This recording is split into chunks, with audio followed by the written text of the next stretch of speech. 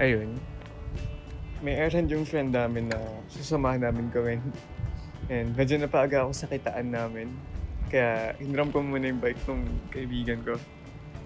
And wala lang, nakakamiss rin kasi nung bata ako, meron akong childhood friend na palagi kong kasama magbike after school and even during weekends. Tapos minsan pinupunta namin yung mga bahay ng mga classmate namin.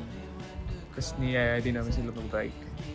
Basically, umikot yung buhay ko nung bata ako sa pagbabike. And nung naging teenager na ako, parang nabadoyan na ako sa pagbabike. Kahit na binalan ako ng mountain bike dati. Kasi hindi ko ginamit. Nakatambak lang sa bahay namin.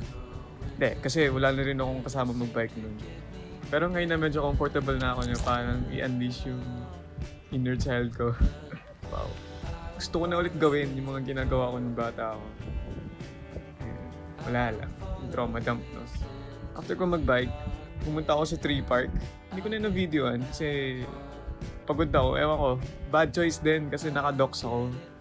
Tapos medyo pawisin na ako nung oras na yan. Eh, may lakad pa kami. Okay, wala lang. Huwag kayo magbike nang naka-docs. Bye!